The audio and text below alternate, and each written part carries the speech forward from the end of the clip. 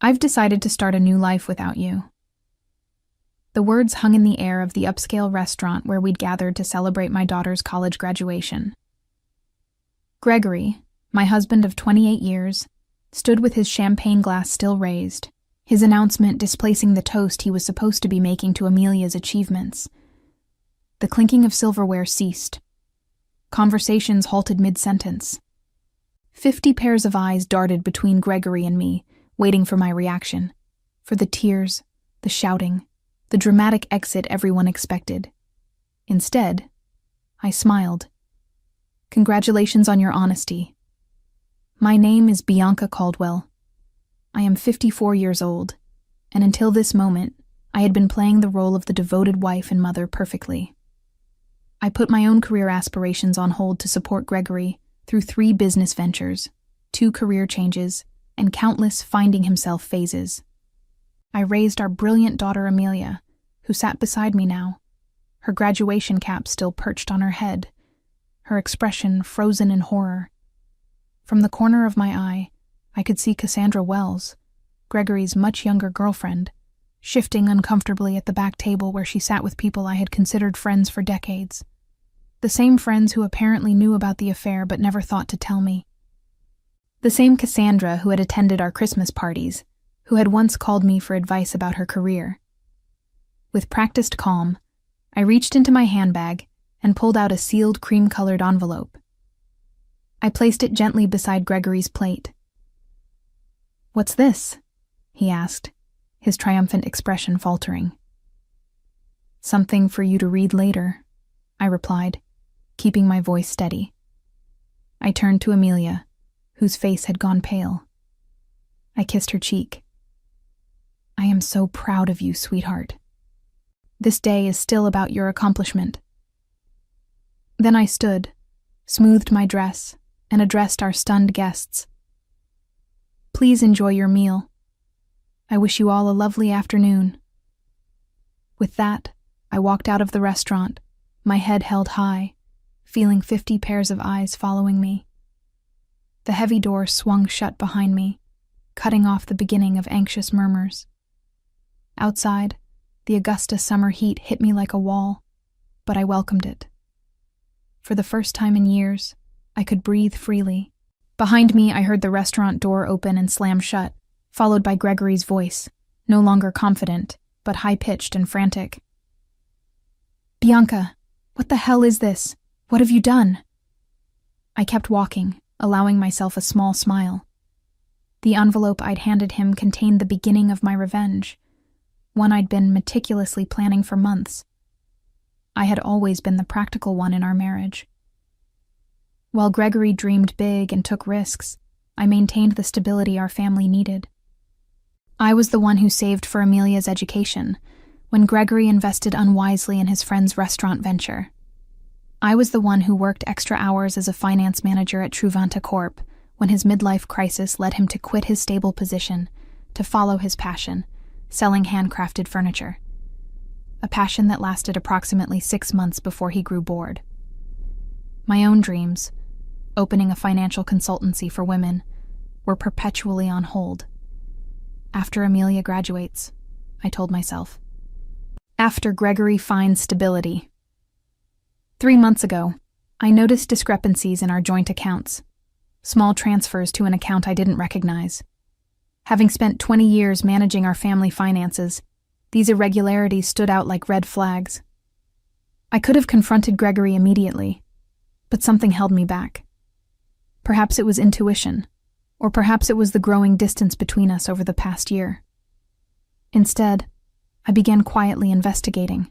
What I discovered was worse than I imagined. Gregory had been systematically moving funds to a separate account for over a year. He had also been taking Cassandra to expensive restaurants, purchasing jewelry, and looking at beachfront property, all while telling me we needed to tighten our belts for retirement. Then came the text messages I discovered when Gregory left his phone unlocked. Messages about their new life together. Messages about how he was finally breaking free. Messages about their plans for the day after Amelia's graduation, the day he had chosen to make his grand exit from our marriage. What Gregory had forgotten, or perhaps never fully grasped, was that I had been a financial professional for 30 years. I understood money trails. I knew how to trace assets.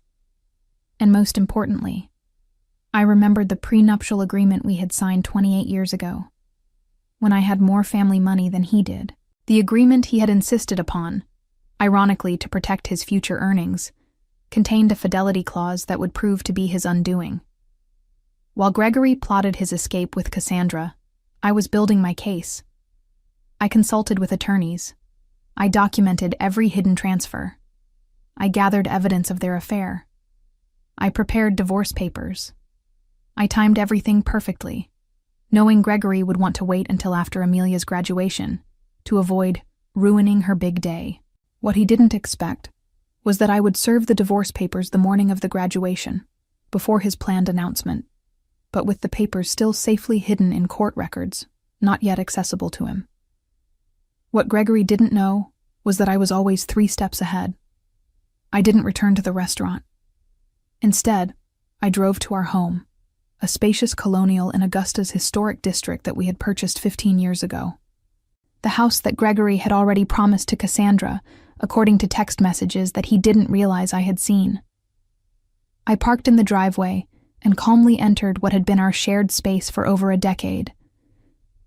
Everything looked the same.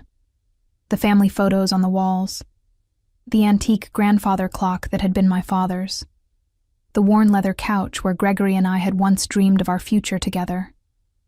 Yet everything had changed. I went upstairs to the master bedroom and opened the closet. Gregory's clothing was already packed in suitcases, hidden in the back, ready for his planned departure tomorrow. I smiled at his predictability. He had always been meticulous about clothing, but careless about the important things. My phone buzzed incessantly with messages from friends at the restaurant, from Amelia, even from Gregory's sister Diana, who had flown in for the graduation. I responded only to my daughter. "I'm okay. This isn't your burden to carry. Enjoy your graduation day. We'll talk tonight. I love you." I had protected Amelia from the truth for months, not wanting to overshadow her final semester with family drama. She would be angry that I hadn't told her, but I knew she would understand eventually. Amelia had inherited my practicality along with her father's charisma, a powerful combination that had helped her graduate with honors. 3 hours later, I heard Gregory's car in the driveway. The front door slammed open. "Bianca!" he shouted, his voice echoing through the house. "Where are you?" I was sitting in the living room, calmly reviewing documents on my laptop. I closed it as he stormed in, his face flushed with anger, the envelope clutched in his hand. "What is the meaning of this?" he demanded, waving the papers. "You served me with divorce papers? Today of all days?" "I thought it aligned nicely with your plans," I replied calmly. "You wanted to start your new life. I'm simply helping facilitate the transition." "You had no right to—" "I had every right," I interrupted, my voice steady. "Just as you had every right to choose Cassandra. We all make choices, Gregory." "The prenup expired years ago," he said, his voice suddenly smug. "Any lawyer will tell you that." I allowed myself a small smile. Actually, it didn't. Section 12 specifically states that the fidelity clause remains in effect for the duration of the marriage. Your lawyer should have explained that to you. Oh wait, you didn't consult one, did you? The color drained from his face as reality sank in. The prenup he had insisted upon to protect his potential wealth would now cost him everything. The house, the vacation property in Savannah, his portion of our retirement accounts. His grand gesture at the restaurant had just become the most expensive announcement of his life. "You can't do this to me," Gregory said, collapsing onto the couch. "We built this life together, and you chose to end it," I replied, "though not in the way you planned." Gregory's phone buzzed persistently in his pocket. He glanced at it, then ignored it. Cassandra, no doubt, wondering where he was and why he wasn't following their carefully orchestrated plan. "You've always been calculating, Bianca. But this is cold," he said, trying a different approach. "What about our history? 28 years together means nothing?" I studied him. This man I had loved for nearly 3 decades. The man who had held my hand through 2 miscarriages before we had Amelia. The man who had once surprised me with a weekend trip to Charleston for our 10th anniversary. When had he changed? Or had he always been this person, and I had been too devoted to notice? "Our history meant everything to me," I answered truthfully. "That's why your betrayal hurt so deeply." His expression softened momentarily, perhaps seeing an opening. "Then maybe we can fix this. I made a mistake. People make mistakes." "This wasn't a mistake, Gregory. This was a calculated plan spanning more than a year. You systematically moved our money. You looked at property with her. You planned to announce our separation publicly to humiliate me." His face hardened again. "You're exaggerating." "Am I?" I picked up my phone, opened the recording app, and played his own voice. "After the graduation, I'll tell her it's over. A public setting is better. She won't make a scene in front of everyone." Then Cassandra's voice. "And she has no idea about the money." Gregory again. "None. Bianca trusts me completely. That's her weakness." The blood drained from his face. "You recorded our conversations? That's illegal." "Not in Georgia when one party consents," I responded. "And not when it's in your own home. I didn't record your private moments with Cassandra. I'm not cruel. Just the conversations about your plans to defraud me." Gregory stood suddenly, agitated. "I need to make some calls."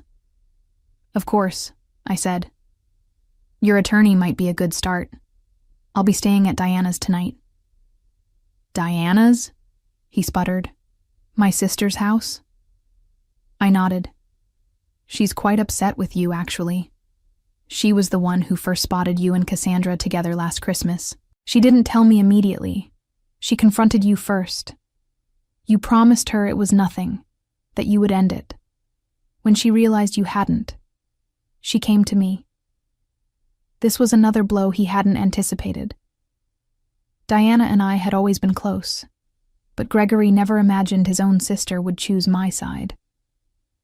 "Everyone's betraying me," he muttered. Ironic, isn't it? I gathered my purse and a small overnight bag I had packed earlier. "You have until tomorrow evening to remove your things from the house. After that, the locks will be changed." As I headed toward the door, Gregory called after me, desperation in his voice. "What about Amelia? Have you thought about how this affects her?" I paused, anger finally breaking through my calm facade. "Don't you dare use our daughter as a shield, Gregory. You certainly weren't thinking about her when you were planning your new beachfront life with Cassandra." His phone buzzed again. This time, he looked at it and groaned. "Problem?" I asked.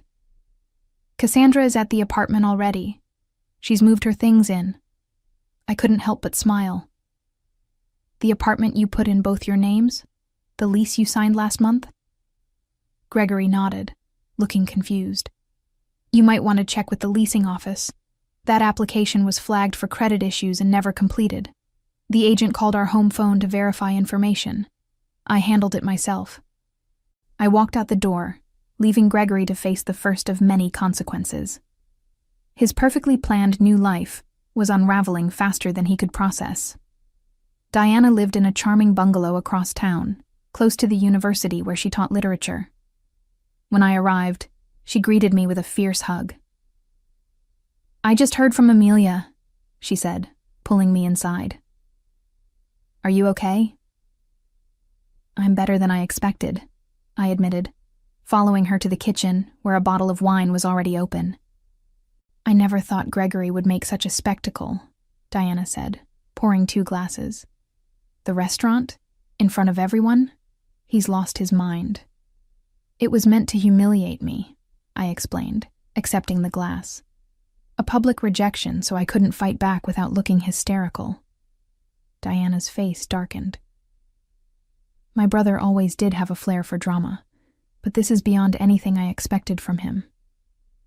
We settled in her sunroom, surrounded by potted plants and bookshelves. Diana had never married, preferring her independence and academic pursuits. Over the years, I had sometimes envied her freedom. "What did you put in that envelope that made him so upset?" she asked. I explained the contents, the divorce filing, the evidence of his financial deception, and most importantly, the prenuptial agreement that would leave him with far less than he had planned. "The prenup," Diana mused. "I remember when he insisted on it. Father had just given him that money for his first business, and he was so worried about protecting it." She laughed bitterly. "The irony is delicious." My phone rang. Amelia. I took a deep breath before answering. "Mom," she said immediately, her voice strained. "I'm coming over to Aunt Diana's." "Honey, you don't have to—" "I'm already on my way," she interrupted. "Dad is telling everyone you've lost your mind, that you've been planning this for months. He's saying horrible things." Of course he was. Gregory always rewrote narratives to cast himself as the victim. "Let him talk," I said. "The truth will become clear soon enough." 20 minutes later, Amelia arrived, still in her graduation dress, but with her makeup smudged from crying. She fell into my arms like she used to as a child after a nightmare. "Why didn't you tell me?" she asked, her voice muffled against my shoulder. "I didn't want to ruin your final semester," I explained. "You worked so hard for this day." She pulled back, wiping her eyes. "Well, Dad took care of ruining it anyway."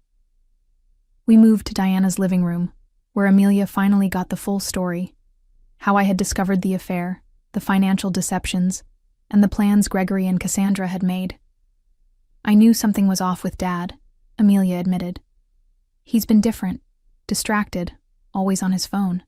But I never imagined—" "None of us want to see these things in people we love," Diana said gently. My phone buzzed with a text message from Philip Anderson, my attorney.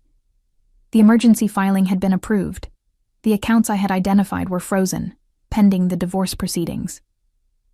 Gregory now had limited access to funds, enough for living expenses, but not enough to follow through on the property purchases he had planned with Cassandra. I showed the message to Diana and Amelia. "Good," Amelia said firmly. "He deserves it." My daughter's loyalty warmed me, but I wasn't naive. "He's still your father," I reminded her. "Your relationship with him is separate from what's happening between us." Amelia shook her head. "Maybe someday, but right now I can't even look at him. He hugged me this morning and told me how proud he was, all while planning to blow up our family hours later." The doorbell rang, interrupting our conversation. Diana went to answer it, returning moments later with a troubled expression. "It's Gregory," she said. "And he's not alone." I steeled myself as Diana led Gregory and Cassandra into the living room. Cassandra looked uncomfortable, shifting her weight from one foot to the other, her eyes darting around the room. She was 37. Not exactly a trophy wife, but still 17 years my junior, with shoulder-length blonde hair and the kind of confidence that comes from never having faced real hardship. Gregory, by contrast, looked furious.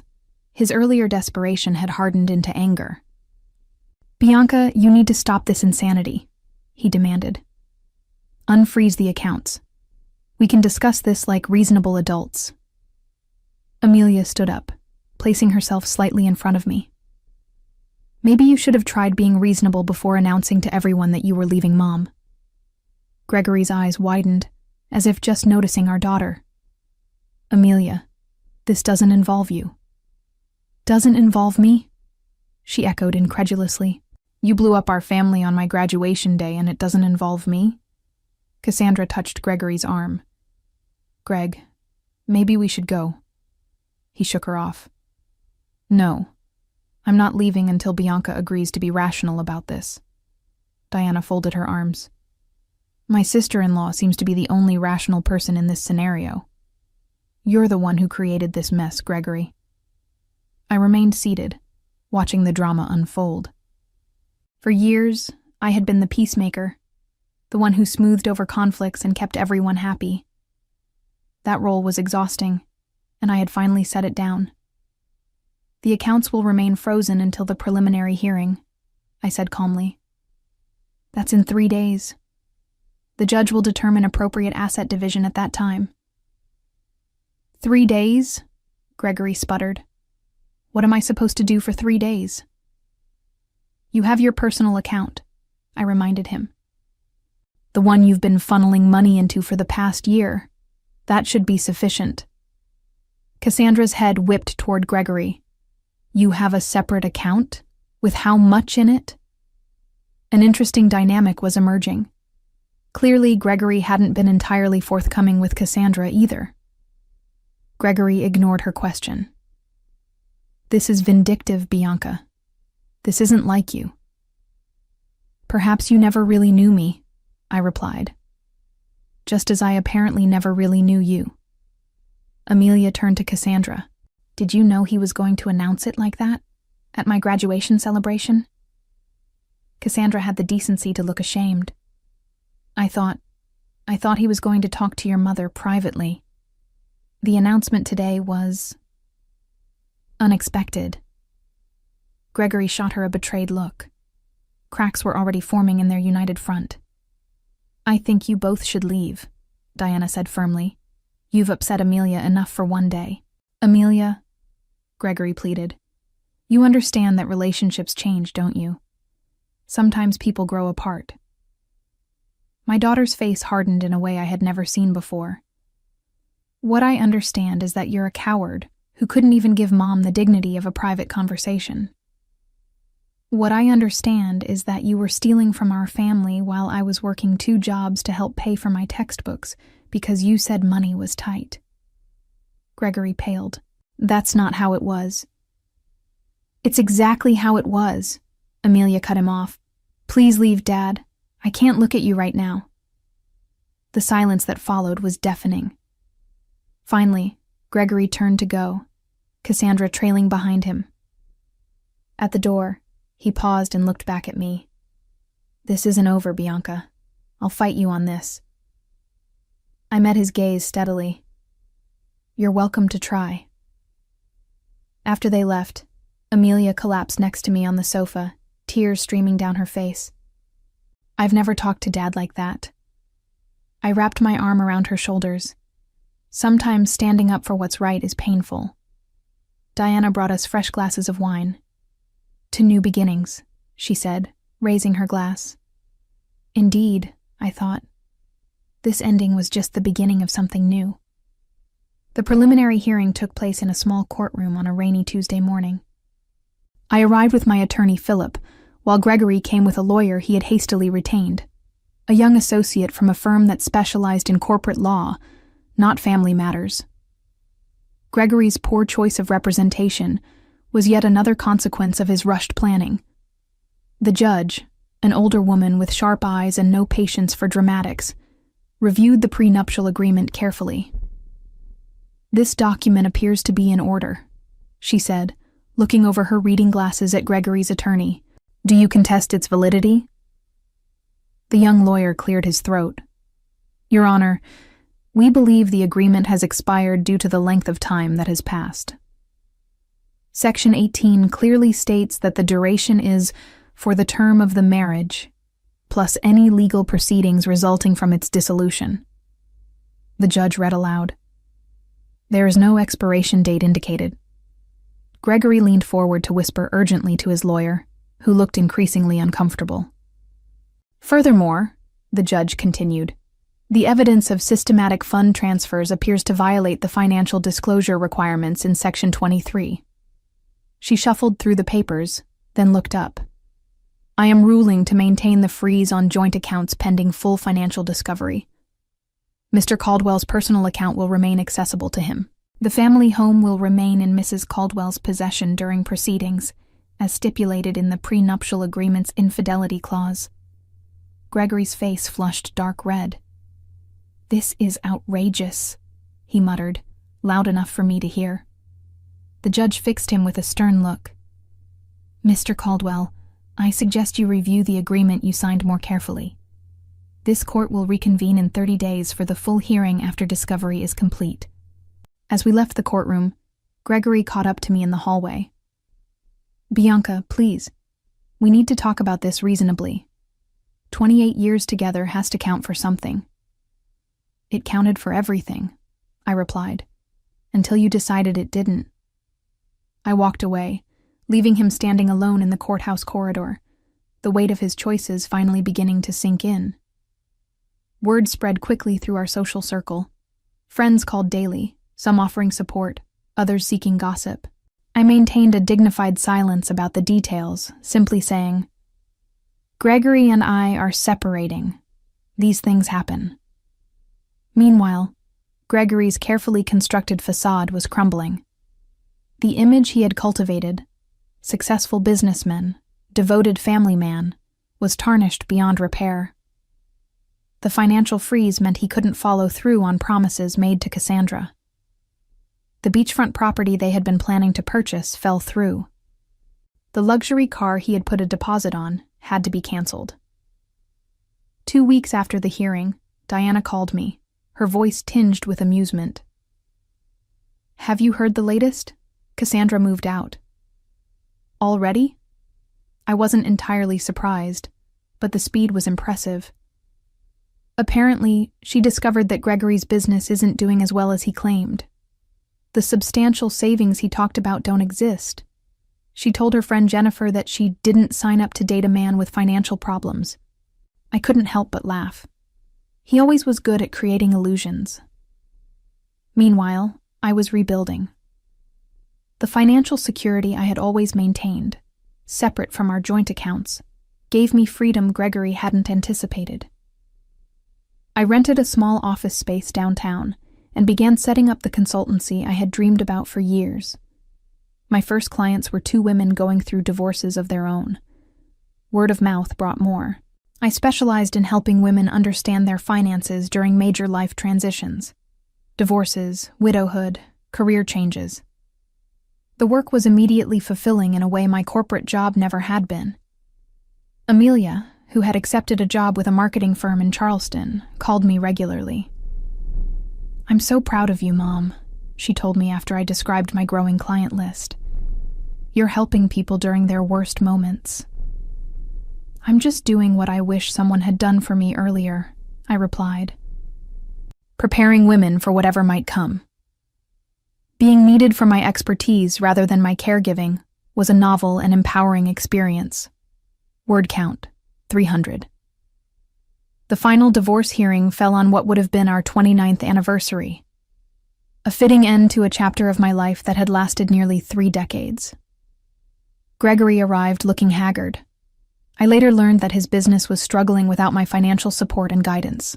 Cassandra was long gone, already dating a real estate developer from Savannah. Most of our mutual friends had distanced themselves from him after learning the full story of his deception. The judge upheld the prenuptial agreement in its entirety.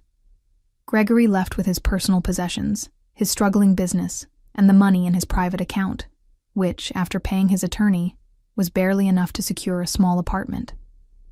I retained our home, my retirement accounts, and 70% of our joint investments, exactly as the prenuptial agreement stipulated in cases of infidelity. The justice was poetic. The very document Gregory had insisted upon to protect himself had become his downfall. As we left the courtroom, Gregory approached me one last time. I made a terrible mistake, he said quietly. Is there any chance we could— No, I interrupted, gentle but firm. That door is closed. I understand, he replied, and for once, I believed he did. I hope you find happiness, Bianca. You deserve it. It was perhaps the first honest thing he had said to me in years. 6 months later, my consultancy, Caldwell Financial Transitions, was thriving. I had moved from the small office to a larger space and hired 2 associates. I specialized in helping women secure their financial futures, particularly through major life changes. Amelia visited often, proud of what I had built. "You know what's ironic?" she said during one visit. "If Dad had just been honest from the beginning, he might have kept half of everything." "Sometimes people can't see beyond what they want in the moment," I replied. The woman who had once defined herself as Gregory's wife and Amelia's mother had discovered a new identity: mentor, business owner, and advocate. The envelope I had handed Gregory at the restaurant hadn't just been my escape plan, it had been the key to a door I never knew existed. Behind it, I found not just revenge, but reinvention. In securing my financial future, I had also reclaimed something far more valuable: myself.